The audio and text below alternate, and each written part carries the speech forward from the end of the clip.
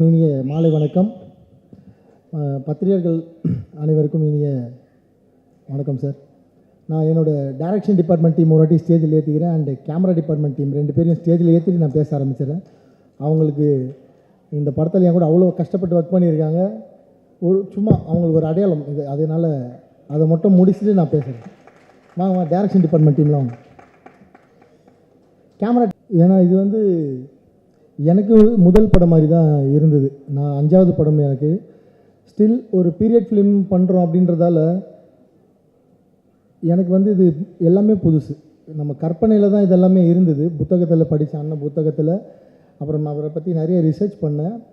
நான் சொல்கிறேன் இந்த படம் பண்ணுறதுக்கு காரணமே அதான் சொல்கிறேன். பட் இப்படி இவங்களோட மேன் பவர் என் கூட சப்போர்ட்டிவாக இல்லைன்னா நான் என்ன தான் பேப்பரில் கொண்டு வந்திருந்தாலும் அதை இவங்க சேர்த்தாங்க. இங்கே நிப்பாட்ட வேண்டிய இன்னும் ஆர்ட் டிபார்ட்மெண்ட் அசிஸ்டன்ஸ் இருக்காங்க, ஃபோட்டோ ஃபில் டீம் இருக்காங்க, கிரேன் டிபார்ட்மெண்ட் டீம் இருக்காங்க. இவங்கெல்லாம் என் கூட முதல் படத்துலேருந்து வேலை செய்கிறாங்க. ஸோ இந்த மேன் பவர் எனக்கு சப்போர்ட் பண்ணலைன்னா இவங்களை யாரையுமே நான் கம்ஃபர்டபுள் ஜோனில் வச்சு ஒர்க் பண்ணிட முடியாது. ஸோ என்னோடய டீமுக்கு நான் இந்த இடத்துல மனமாற நான் நன்றியை சொல்லிக்கிறேன். இல்லைனா இந்த பட்ஜெட்டில் 31 நாளுக்குள்ளே இப்படி ஒரு படம் கனவுல கூட சாத்தியமில்லை. நான் மறுபடியும் பதிவு பண்ணுறேன். நான் எவ்வளோ ப்ரெஷருக்குள்ளே போயிருக்கேன் இந்த படத்தில் அப்படின்றது எனக்கு தெரியும். ஷூட் பண்ணுறப்ப ஸ்டில் எனக்கு இதில் பேர் கிடைக்க போகுது. அடுத்த படம் பண்ண போகிறேன். அடுத்த படம் இருக்கலாம், இல்லாமல் இருக்கலாம், அதெல்லாம் அப்புறம். பட் இதில் எனக்கு எவ்வளோ பெரிய பேர் கிடைக்க போகுது, இந்த ட்ரெயிலரில் எனக்கு எவ்வளோ பெரிய பேர் கிடச்சிருக்கு, எம்கோனில் எவ்வளோ பெரிய பேர் கிடச்சிருக்கு எனக்கு தெரியும். பட் எதுவுமே இல்லாமல் இவ்வளோ உழைப்பு போட்டாங்க. அதுக்காக அங்கீகாரம், அதுக்காக நன்றி. இதுக்கப்புறம் ஸ்டார்ட் பண்ணுறேன். எங்கேருந்து ஸ்டார்ட் பண்ணுறது தெரியல. இவ்வளோ பேர் இருக்காங்க, நான் யாரை பற்றி பேசுகிறது, யாரை விடுவேன், எதுவுமே தெரியல. சொல்லிடுறேன். இருந்தாலும் எப்போவுமே ரிச்சர்ட் சார் அவர்கிட்ட தான் ஸ்டார்ட் பண்ணுவேன். அவர் இல்லைன்னா திரௌபதி 2 கண்டிப்பாக ஒர்க் ஆகிருக்காது. ஏன்னா முதல்ல இப்படி ஒரு படம் பண்ணணும், இவ்வளோ பெரிய விஷயத்தை பண்ண போகிறோம். களத்தில் போய் எங்கெங்கே போய் லொக்கேஷன் தேட போகிறோம், யார்கிட்ட போய் நிற்க போகிறோம், எதுவுமே தெரியாது. அவர்கிட்ட போய் சொன்னேன், சார் இப்படி ஒரு விஷயம் இருக்குது, நம்ம பண்ணலாம், அது திரௌபதி 2வாக மாறும். ஆனால் நீங்கள் எப்படி இதுக்கு சப்போர்ட் பண்ண போகிறீங்க தெரில சார். அவ்வளோ மனித உழைப்பு இதுக்கு தேவைப்படும். நமக்கு நீங்கள் நானும் சேர்ந்தால் நமக்குன்னு ஒரு பட்ஜெட் இவ்வளோ தான் சார் நம்மளோட வெயிட், அதை தான் நம்ம தூக்க முடியும். அதுக்கு மேலே வெயிட்டை நம்ம தூக்குனா 2 பேருக்குமே எலும்பு முறிவு ஏற்படும். அவ்வளோ சுமை தூக்க முடியாது எங்களால். அப்போ இந்த பட்ஜெட்டுக்குள்ளே நம்ம இவ்வளோ பெரிய படம் எப்படி சார் பண்ணலான்னு கேட்டோடனே அவர் கண்ணை மூடின்னு சொல்லிட்டாரு. எனக்கு நம்ம திரௌபதி பண்ணப்போ நான் அவருக்கு சம்பளம் கொடுக்கல, படம் முடிஞ்சதுக்கப்புறம் தான் கொடுத்தேன். இதுலேயும் சொல்லிட்டார், வழக்கம் போல் நான் சம்பளம் வேணாம், நீங்களும் அதே மாதிரி போய் ப்ரொடியூசர்கிட்ட சொல்லிவிட்டு ஒரு ப்ரொடியூசரை பிடிச்சிட்டு வாங்க, ஃபஸ்ட்டு நம்ம ஷூட் போயிடலாம் அப்படின்னு சொல்லிட்டாரு. அந்த வார்த்தை தான் இந்த படம் ஆரம்பிக்கிறதுக்கு முதல் புள்ளி. அதை இப்போ வரைக்கும் சொல்கிறேன். அவர் இன்னும் ₹1 சம்பளம் வாங்கலை இந்த படத்தில். அவ்வளோ பெரிய சப்போர்ட் பண்ணி கொடுத்துருக்காரு. நான் சொன்னேன், சார் இன்ஜூரிலாம் ஆகும், ஃப்ராக்சர்லாம் ஆகும் சார், ஆனால் அவ்வளோ கஷ்டப்பட வேண்டியது இருக்குது சார், முடி வளர்க்கணும், நீங்கள் வேறு எங்கேயும் போய் நடிக்க முடியாதுன்னு சொன்னேன். அது எல்லாத்தையும் பொறுத்துக்கிட்டு கிட்டத்தட்ட 1 வருஷமாக அந்த முடியை வளர்த்து மலேசியா போய் சிலாத் கலையை கற்றுக்கிட்டு 3-4 மாதம் குதிரை பயிற்சி எடுத்து இந்த படத்தில் அதுக்காக கத்தி சண்டைலாம் அவர் ப்ராக்டிஸ் பண்ணி அவ்வளோ பெரிய டெடிகேட்டிவ் ஒரு ஆர்டிஸ்ட் அவர். தமிழ் சினிமாவில் நல்ல நல்ல இயக்குநர்கள் என் மேலே இருக்கிற ஏதோ ஒரு தனிப்பட்ட ஏதாவது என் மேலே ஒரு கோபம் அதெல்லாம் இருந்தால் அதெல்லாம் இல்லாமல் ரிச்சர்ட் சாரை நீங்கள் நல்ல நல்ல படங்களில் கேஸ்ட் பண்ணணும். இந்த மாதிரி ஒரு ஹீரோ நிச்சயமாக கிடைக்க மாட்டார். அவ்வளோ டவுன் டு எர்த் அண்ட் அவ்வளோ ஆக்டிவான ஒரு ஹீரோ. 16 hours ஒரு நாளைக்கு ஒர்க் பண்ணுறதுக்கு இன்றைக்கி எத்தனை ஹீரோ இருக்காங்க தெரில, அவர் இருக்கார் ரெடியாக. ஸோ 2வது ப்ரொடியூசர் சார். அவர் இல்லைனாலும் இந்த படம் வாய்ப்பு இல்லை. ஏன்னா நாங்கள் 2 பேர் சேர்ந்து ஒரு பீரியட் ஃபிலிம் பண்ணுறோன்னு நான் கிட்டத்தட்ட ஒரு 6-7 ப்ரொடியூசர்கிட்ட சொல்லியிருக்கேன். எல்லாருமே என்ன சொல்லுவாங்கன்னா, சரி பண்ணலாம், ஆனால் ஹீரோ மட்டும் மாற்றிக்கலாமா அப்படின்னா, சார் நாங்கள் 2 பேர் சேர்ந்தால் தான் இந்த படம், இல்லைனா எனக்கு செட் ஆகாது சார், நான் திரௌபதி 2ன்னு இதுக்கு பண்ண போகிறேன். ஏன்னா அந்த படத்தில் ஒரு கனெக்டோடு தான் இந்த படம் சேரும். அவங்க இருந்தால் தான் பண்ண முடியும். நான் ப்ரொடியூசர் சில அவாய்ட் பண்ணியிருக்கேன். அப்புறம் ஒரு நாள் எனக்கு ப்ரொடியூசர் சைட்லேருந்து ஒரு கால் வந்தது, இவங்க புது படம் பண்ணுறாங்க, உங்ககிட்ட ஏதாவது உங்களை பார்க்கணுன்னு நினைக்கிறாங்கன்னா போய் சார் ஆஃபீஸில் பார்த்தேன். சாருக்கு ஒரு ஆசை இருந்தது என் கூட படம் பண்ணணுன்னு. அவர் ஒரு லைன் சொன்னார், இந்த மாதிரி ஒரு லைன் இருக்குது சார், நீங்கள் டேரக்ட் பண்ணி தருவீங்களா அப்படின்னு கேட்டார். அப்போ சொன்னேன், இல்லை சார், நாங்கள் ஆல்ரெடி ஒரு ஸ்கிரிப்டை பண்ணி 1 வருஷமாக ஒர்க் பண்ணி ஸ்க்ரீன் ப்ளே பண்ணி ப்ரீ ப்ரொடக்ஷன் வரைக்கும் முடிச்சிட்டேன் சார், நான் ஸ்கிரிப்ட் வேணால் தரேன் அப்படி சொன்னேன். சரி எனக்கு அந்த கதை சொல்வீங்களான்னு கேட்டார். ஏன்னா அவர் ஃபஸ்ட்டு படம் ப்ரொடியூசர்ன்றதால யூஸ்வலாக 4 படம் டேரக்ட் பண்ணிட்டா கதைலாம் சொல்ல மாட்டாங்க. என்னை கேட்டார், கதை சொல்வீங்களான்னு. சார் நான் இப்போயே சொல்கிறேன்னு கதை கேட்டார். நான் ஃபுல் கதை சொன்னேன். 3வது நாள் அட்வான்ஸ் போட்டார். ஃபஸ்ட் காப்பியில் படம் பண்ணுறதுக்கு. என்னால் நம்பவே முடியல, யாராவது ஸ்பூஃப் பண்ணுறாங்களா இல்லை ஏமாத்துறாங்களா அப்படின்னு. நிஜமாலே கதை கேட்டால் 3வது நாள் இந்த படத்தை எனக்கு கமிட் பண்ணிட்டாரு. அங்கே ஆரம்பிச்சது நான் சொன்ன வார்த்தையை அவர்கிட்ட காப்பாற்றுறேன். என்னென்னா, நான் சொன்ன பட்ஜெட்டில் முடிக்க முடியல, கொஞ்சம் பட்ஜெட் எக்ஸ்டெண்ட் ஆகிடுச்சு. அதுக்கு நான் சார்கிட்ட இங்கே மன்னிப்பு கேட்டுக்கிறேன். நான் சொன்னதை விட பட்ஜெட் வந்து ரொம்ப கூட தான் போயிருக்கு. அவருக்கு ரொம்ப மன தைரியம். இவ்வளோ பெரிய பட்ஜெட் இந்த படத்துக்கு பண்ணி இந்த மாதிரி ஒரு ஆடியோ லான்ச்சு, தமிழ் சினிமாவிலே முதல் தயாரிப்பாளர், தொடர்ந்து 2 நாட்கள் தினத்தந்தி பேப்பரில் முழு விளம்பரம் கொடுத்தாரு. அது அதனால தான் அவர் ரொம்ப எமோஷன் ஆகிட்டார். அதை வந்து பத்திரிகையாளர் அவர் ஃபஸ்ட் டைம்ன்றதால நிச்சயமாக இதெல்லாமே புரிஞ்சுப்பார். அதை ரொம்ப பெரிய விஷயமாக்காமல் எடுத்துக்கோங்க. ஏனானும் தினத்தந்தி பத்திரிகை மனமார நன்றி சொல்லிக்கிறேன். அவ்வளோ பெரிய கவரேஜ் 2 நாளில் அதை பற்றி எல்லாருமே பேசினாங்க, இண்டஸ்ட்ரியில் ரொம்ப பெருசாக பேசினாங்க. ஸோ தயாரிப்பாளருக்கு இந்த இடத்துல மனமார்ந்த நன்றிகள், அவரோட குடும்பத்திற்கும் ரொம்ப மனமார்ந்த நன்றிகள். அவங்களுக்கு பெரிய சப்போர்ட் சாருக்கு, அவங்க மிஸ்ஸஸும். அவங்களும் ஷூட்டிங் ஸ்பாட்டுக்கு வந்து எதுக்கு இவ்வளோ செலவெல்லாம் பண்ணுறீங்க அப்படிலாம் கேட்காம அவங்களும் இந்த படத்தை ரசித்து ஷூட்டிங் ஸ்பாட்டில் பார்த்தாங்க. ஸோ தயாரிப்பாளருக்கும் மிகப்பெரிய நன்றி. அவரோட டீம் அவ்வளோ நல்ல டீம். அவங்கெல்லாம் சேர்ந்து உழைப்பு தான் சார் இந்த படம் பண்ணார். ஸோ இந்த நேரத்தில் அவங்க டீம் இருக்காங்க, நான் அவங்களுக்கும் இந்த நன்றியை சொல்லிக்கிறேன். சார் பேசி முடிச்சிடுறேன் சார்.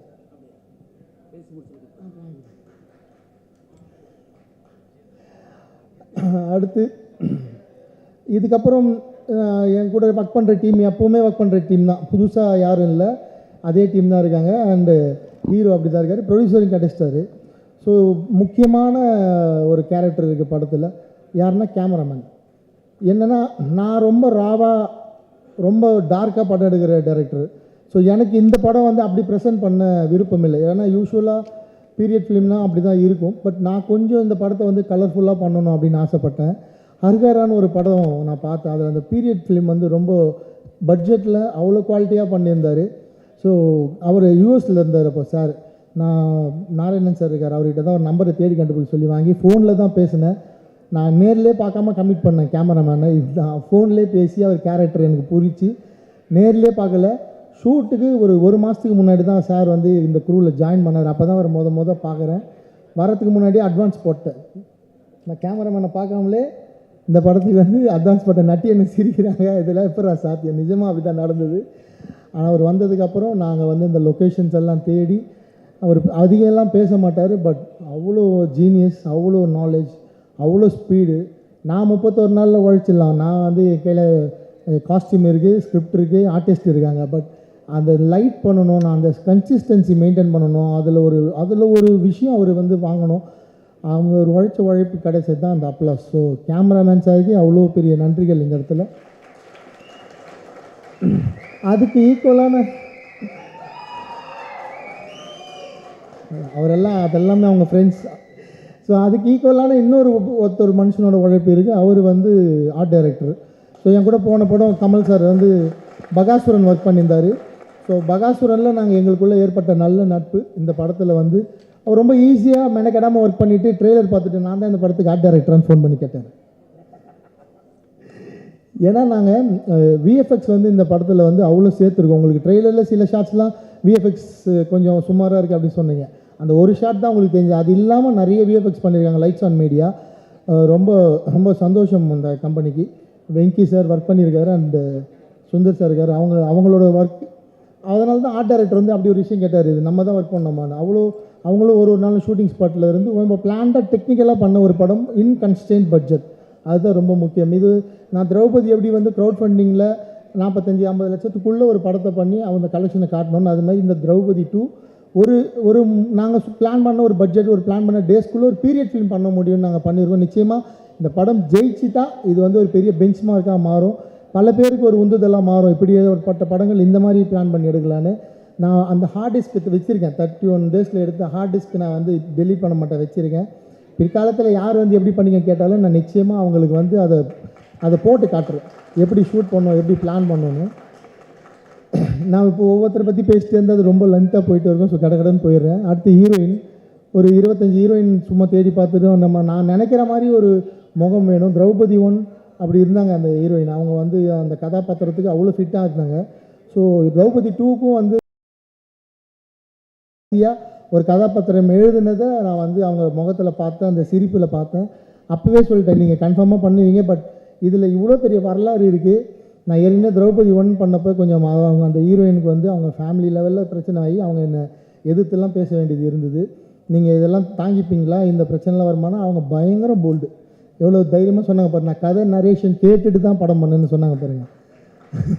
அது பதிவு என்னென்னா நாளைக்கு என்ன வேணால் நடக்குன்றதால அவங்களுக்கும் தெரியல. ஏன்னா நான் என் கூட ஒர்க் பண்ணுறவங்களெல்லாம் சுற்றி இருக்கிறவங்களாம் ஜாலியாக போய் மிரட்டிடுறாங்க, நீ ஏன் அவர் கூட ஒர்க் பண்ணுற அப்படின்னு. அதில் 2 பேர் பலியாக இருக்காங்க. அதை பற்றி சரி அதை விட்டுறலாம், அது நமக்கு தேவையில்லாத வேலை.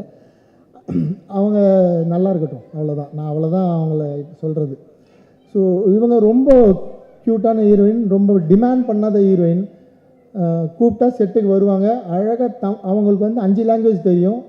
கேரளாவில் பிறந்த பெங்களூரில் வளர்ந்த ஒரு பெண். அவங்க அவ்வளோ அழகாக தமிழ் பேசுவாங்க, கொஞ்சம் தமிழ் பேசுவாங்க, 5 லாங்குவேஜ் தெரியும். ஸோ இது பண்டைய தமிழ். இந்த தமிழ் அவங்க அழகாக மனப்பாடம் பண்ணி ஷூட்டிங் ஸ்பாட்டில் பேசினாங்க. நான் படம்லாம் ரிலீஸ் ஆனதுக்கப்புறம் அவங்க பேசின ஒரிஜினல் டைலாக் வந்து நான் பிடிஎஸ்ஆர் ரிலீஸ் பண்ணுறாரு. அவ்வளோ ரசிப்பீங்க அவங்க வந்து எப்படி ஷூட்டிங் ஸ்பாட்டில் பேசி நடித்தாங்கன்னு. ரொம்ப நல்லா வருவாங்க அந்த ஹீரோயின். பர்ஃபார்மன்ஸ் ஓரியன்ட் ஹீரோயின்ஸ் கிடைக்கிறது கஷ்டம். வேறு மாதிரி எப்படி வேணால் நடித்து பேர் வாங்கிடலாம், ஆனால் பர்ஃபார்ம் பண்ணி பேர் வாங்குறது கஷ்டம். ஸோ ரக்ஷனா இந்துச்சூடன் அந்த வரிசையில் நிச்சயமாக ஒரு முக்கிய இடம் பிடிப்பாங்க. உங்களுக்கு ஒரு வரலாறு இருக்குது தமிழ் சினிமாவில். அண்டு பரணி அண்ணன் கடகடன் போயிடுறேன் ஃபாஸ்ட்டாக. பரணி அண்ணன் ஃபஸ்ட்டு படத்துலேயே ஒர்க் பண்ண வேண்டியது ஏதோ ஒரு காரணம், பட்ஜெட்டு அது இதுன்னு வந்து மிஸ் ஆகிடுச்சு. அங்கேருந்து அவர் கூட 2வது படம் 3வது படம் பண்ணாச்சு. கடைசியில் 5வது படம் நான் முதல்ல ஒரு வில்லனாக நடிகன்னு சொன்னேன், அவருக்கு ஒரு ஆசையை காட்டினேன். அதுக்கப்புறம் அவருக்கு அந்த லுக் டெஸ்ட் பார்த்தேன், எனக்கு திருப்தியாகல. அண்ணா இன்னொரு ரோல் இருக்குது, அது பண்ணுங்கண்ணா. அவர் கொஞ்சம் பயந்தார். அண்ணா என் நம்பி பண்ணுங்கண்ணா, நிச்சயமாக இது வந்து நல்ல பேர் கொடுக்குன்னு. அவர் அவ்வளோ சூப்பராக பண்ணியிருக்காரு. அவர் சொல்ல போகிற டைலாக் தான் இந்த படத்தோட ஒரு ஜஸ்டிஃபிகேஷனு. அவர் எடுத்திருக்க ஒரு ரோல், அவர் ஒரு விஷயம் சொல்லுவார் படத்தில், அதுதான் இந்த படத்தில் வந்து நாங்கள் அந்த படத்தோட சொல்ல வந்த முக்கியமான விஷயம் அதுதான். ஸோ அவர் ரோல் வந்து ரொம்ப பெருசாக பேசப்படும். And Chirag Jani sir and then Dinesh Lamba sir, அவங்க 2 பேரும் இங்கிலீஷில் பேசினா தான் உங்களுக்கு புரியும், இங்கிலீஷ் வருது, ஆனால் பழகிட்டேன் அவங்க கூட பேரை சொன்னாலே. ஸோ அவங்க 2 பேரும் ஃப்ரம் மும்பை, அவங்க 2 பேருமே. இந்த படத்துக்கு அது தேவைப்பட்டது. ஏன் இங்கே நடிகர்களே இல்லையான்ற கேள்வி வரலாம். பட் எந்த முகம் அவர் துக்ளக்கை கேரி பண்ணுற மாதிரியான ஒரு முகம், ஒரு பாவனை இருந்தது சிராக் ஜானிக்கிட்ட. அவ்வளோ ஈஸியாக கேரி பண்ணியிருக்காரு. அந்த அவர் பேசுகிறப்போ ஷூட்டிங் ஸ்பாட்டில் எங்களுக்கே வந்து இந்த துக்ளக்கை பார்க்குற மாதிரி இருக்கும், அந்த பயம் வரும். And Dinesh Lamba sir very sweet man. அவர் ஒரு ப்ளே பண்ணியிருக்காரு படத்தில், அப்படி ரசிப்பீங்க அதை. அவ்வளோ பாடி லாங்குவேஜ் ஒன்று கொடுத்துருக்கிறாரு, அப்படி இருக்கும் அந்த பாடி லாங்குவேஜ். அப்புறம் இன்னொரு ஹீரோயின் மாதிரி இன்னும் 2 அழகு தேவதைகள் இருக்காங்க படத்தில். Devayani Sharma madam and Divi madam 2 பேருமே. திவி மேடம் வந்து ரிச்சர்ட் சார் கூட ஒரு படத்தில் அவங்க ஹீரோயினாக பண்ணிகிட்டு இருக்காங்க. நாங்கள் இப்படி ஒரு படம் பண்ணுறோன்னு தெரிஞ்சது உடனே, நான் ஹீரோயினாக பண்ணாலும் பரவாயில்ல சார், எனக்கு வந்து ஒரு பீரியட் ஃபிலிமில் இப்படி ஒரு காஸ்டியூமில் நான் வரணும், சரி என்னை எப்படியாவது உள்ளே கொண்டு வாங்க அப்படின்னு சொல்லி சண்டை போட்டு உள்ளே வந்துட்டாங்க. நான் சொன்னேன், நீங்கள் ஹீரோயினாக ஒர்க் பண்ணுறீங்க மேடம், வேண்டாம் இந்த ரோல் அப்படின்னு சொன்னேன். பட் வந்தாங்க. பட் அவங்களுக்காக நான் அந்த ரோலை எக்ஸ்டெண்ட் பண்ணிக்கிட்டேன், பெருசாக்கிட்டேன். ஐ டெவலப்டு ஒரு character.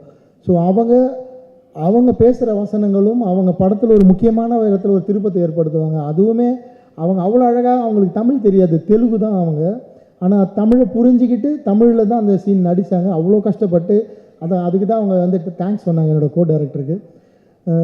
And Devayani Sharma madam அவங்க வந்து நான் இன்ஸ்டாகிராமில் தான் பார்த்து அப்புறம் அவங்கள காண்டாக்ட் பண்ணி லுக் டெஸ்ட் பண்ணேன். அவ்வளோ பியூட்டிஃபுல்லாக இருந்தாங்க. இன்றைக்கி தமிழ் சினிமாவில் ஒரு எம்டியான இடம் இருக்குது. இந்த மாதிரியான ஒரு அழகிய உடல்வாகு கொண்ட ஒரு கதை, ஒரு ஹீரோயின் ஒரு கேரக்டர் ரோல் பண்ணுறதுக்கு நிச்சயமாக Devayani Sharma will that space. அவங்கள நிறைய டேரக்டர்ஸ் யூஸ் பண்ணிக்கோங்க. Very comfortable, very quality artist, ரொம்ப குவாலிட்டியாக ஒர்க் பண்ணக்கூடிய வெரி கம்ஃபர்டபுளான ஆர்டிஸ்ட். அண்ட் நட்டி சார் ஃபைனலி நான் பகாசுரன் பண்ணுறப்ப நட்டி சார் கிட்ட சொல்லிட்டேன், நட்டி சார் நம்ம வந்து அடுத்த படம் வந்து ஒரு ஒர்க் பண்ண போகிறோம், என்ன பண்ண போகிறேன்னு தெரியல. அடுத்த படம் நான் ஏதோ 3 படம் 3 ஸ்கிரிப்ட் எழுதியிருக்கேன் சார், நீங்கள் எப்படியாவது அதுக்குள்ளே வந்து பண்ணிவிடுங்க. நான் நட்டி சாருக்கு ஒரு சின்ன மிஸ்டேக் பண்ணேன் பகாசுரனில். நான் அப்போயே சொன்னேன், அதை சார் மன்னிச்சிருங்க. நான் அதனால் அப்போயே சொன்னேன், சார் நான் வந்து கண்டிப்பாக அடுத்த படம் வந்து நான் அதை காம்பன்சேட் பண்ணிக்கிறேன் சார் அப்படின்னு. அவர் எனக்கு அண்ணன் மாதிரி, கூட பிறந்தவர் மாதிரி. நான் ரொம்ப உரிமையாக பேசலாம், நட்டி அண்ணன் கூட என்ன வேணாலும் பேசலாம், டிஸ்கஸ் பண்ணலாம், டவுட்ஸ் கேட்கலாம்.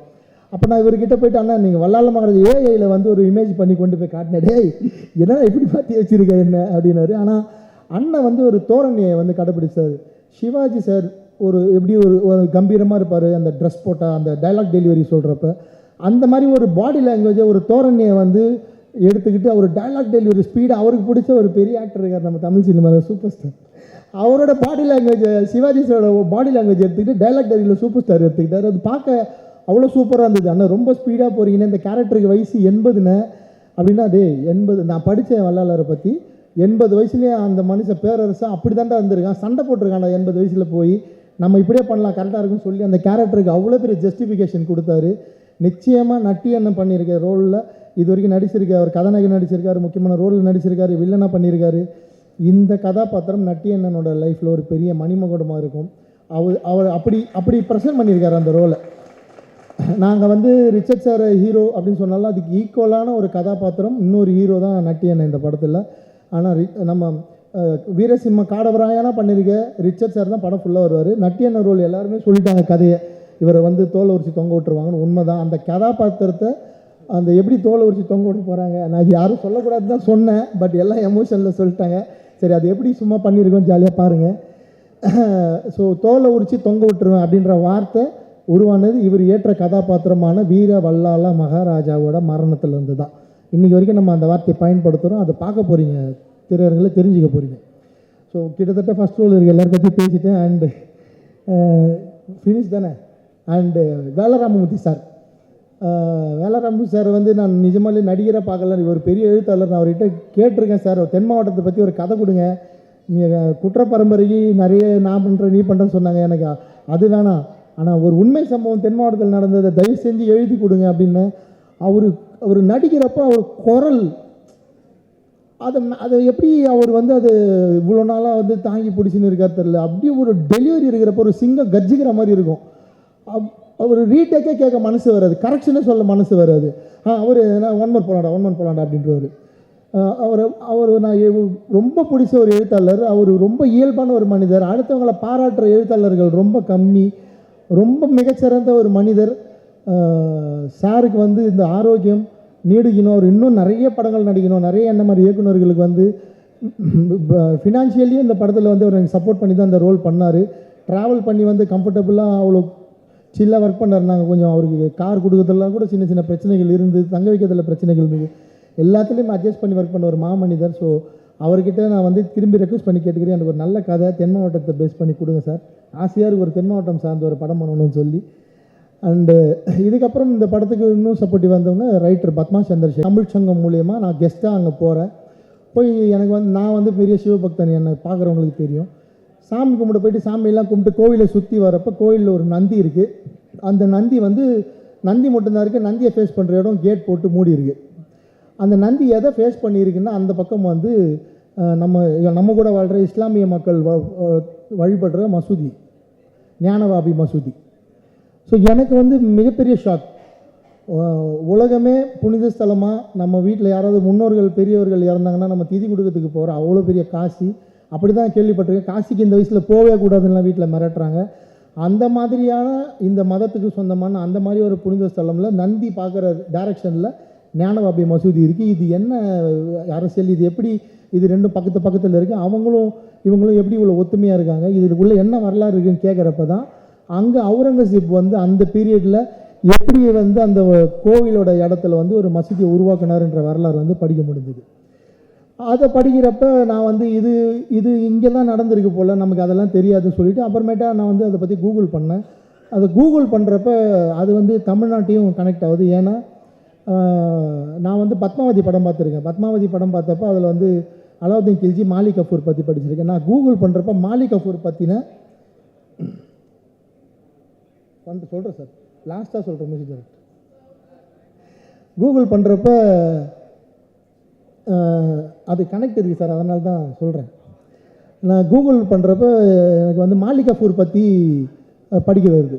மாலிக் கஃபூர் பற்றி படித்தா மாலிக் கஃபூர் வந்து வட இந்தியாவில் மட்டும் பிரச்சனை பண்ணாமல் அவர் வந்து நம்ம சவுத் இந்தியாவிலையும் பிரச்சனை பண்ணியிருக்காரு. மதுரையில் வந்து படையெடுத்திருக்காரு. மதுரை கோவிலில் வந்து கொள்ளையடிச்சிட்டு போயிருக்காரு. அவர் வந்து அந்த மதுரை கோவிலை கொள்ளையடிக்க அவர் வந்து இங்கே வழிகாட்டுறதுக்கு யாரை வந்து பிணை கைதியாக வந்து கூப்பிட்டு போகிறாரு, யாரை வந்து வழிகாட்டியாக வந்து மிரட்டி இட்டு போகிறாருன்னா வல்லாள மகாராஜா. கரெக்டு தானே? வீர வல்லாள மகாராஜாவை அவர் வந்து வழிகாட்டியாக கூப்பிட்டு போகிறாரு. இது யாரா வீர வல்லாள மகாராஜா? எனக்கு அதுக்கு முன்னாடி ஒய்சால மன்னர்கள்லாம் சும்மா தெரியும், நான் படிச்சிருக்கேன். நான் ஹிஸ்ட்ரி ஹிஸ்ட்ரியில் நிறைய இந்த ராஜராஜ சோழனை ரொம்ப பிடிக்கின்றதால. ஸோ இந்த வீரவல்லால மகாராஜா யாருன்னு பார்த்தா அண்ணன் வந்து அதை பற்றி புக்கு எழுதியிருந்தார். அப்புறம் அண்ணனுக்கு ஃபோன் பண்ணி இது என்னென்னா நம்ம ஊரில் இந்த மாதிரி நடந்திருக்கா, நம்ம ஊரில் இந்த மாதிரி பிரச்சனைகள்லாம் இருக்கான்னு கேட்டால் அப்போது தான் எனக்கு இந்த கதையை சொல்லி இந்த புத்தகத்தை படிக்க சொன்னார். நான் அந்த புத்தகத்தை படித்த உடனே இதுதான் நம்ம பண்ண வேண்டிய படம், இதுதான் வந்து அடுத்த படமாக நம்ம பண்ணணும், இது எத்தனை வருஷம் ஆனாலும் பரவாயில்ல, நம்ம வந்து இந்த கதையை முடிப்போம்னு சொல்லி நான் வந்து ஒரு ஒன்லைன் ரெடி பண்ணி அது வந்து எடுத்துகிட்டு 2 வருஷமாக ப்ரொடியூசர் தேடி எனக்கு கிடைச்சவர் தான் சண்முகம் சார். எப்போ வந்து எனக்கு இந்த படம் வந்து ரொம்ப பெரிய நம்பிக்கை கொடுத்ததுன்னா சாவா படம் வந்து ரிலீஸ் ஆச்சு. சாவா படம் பார்க்குறப்ப எனக்கு வந்து நாங்கள் ஷூட் போகிறதுக்கு முன்னாடியே சாவா ரிலீஸ் ஆகிடுச்சு. சாவா படம் விஷுவல்ஸ் எல்லாம் பார்த்தோன்னே எனக்கு வந்து ஒரு மிகப்பெரிய நம்பிக்கை வந்துருச்சு. இந்த படம் வந்து நிச்சயமாக தமிழ்நாட்டில் பெரிய அரசியலை பேசாது, எதிர்ப்பு அரசியல் வராது. ஏன்னா சாவா படத்துக்கு மியூசிக் டைரக்டர் யாருன்னு உங்கள் எல்லாருக்கும் தெரியும். ஸோ அப்படி ஒரு வரலாறை சொல்கிறப்ப அவங்க ரஹ்மான் சாரே அதில் ஒர்க் பண்ணுறாங்கன்றப்ப நம்ம தைரியமாக இந்த படம் பண்ணலாம். அந்த தைரியத்தோடு தான் நான் போய் ஜிப்ரான் சாரை போயிட்டு இந்த கதை சொன்னேன். ஸோ ஜிப்ரான் சார்கிட்ட நான் போய் இந்த கதை சொல்லி முடிக்கிறப்ப, ஏன்னா உங்களுக்கு அவர் ஜிப்ரான் சாரை பற்றி தெரிஞ்சிருக்கும். ஸோ நான் போய் ஜிப்ரான் சார்கிட்ட பிஜிஎம்காக தான் நான் வந்து ஜிப்ரான் சார்கிட்ட போகிறேன் இந்த கதைக்கு. அவர்கிட்ட நான் கதை சொல்லி முடித்த உடனே அவர் வந்து என்னை நீ இப்போ சொன்னால் அதே மாதிரி தான் பார்க்குறாரு. நீங்கள் இப்படி தான் சார் இருப்பீங்களா, நான் வந்து உங்களை வேறு மாதிரி கற்பனை பண்ணி வச்சுருந்தேன், பயங்கரமாக உங்களை பார்த்தாலே பயமாக இருக்குலாம் சொல்கிறாங்க, நீங்கள் இப்படி பேசுகிறீங்களே சார். என்ன சார், அதெல்லாம் மீடியாவும் எனக்கு கொடுத்த பிம்பம், இந்த உலகம் எனக்கு கொடுத்த பிம்பம் சார். நான் ராயபுரத்தில் வாழ்கிற ஒரு சாதாரண சாமானியன் சார். நான் இவ்வளோதான், மோகன் தான். நான் சினிமாவுக்கு வந்து நான் மோகன்ஜி. அது எனக்கு கொடுத்துருக்கிறது கம்ப்ளீட்டாக வேறு சார். ஏன்னா என் நண்பர்கள் நான் வாழ்கிற பகுதியில் வந்து என்னை பற்றி சுற்றி கேட்டிங்கன்னா நீங்கள்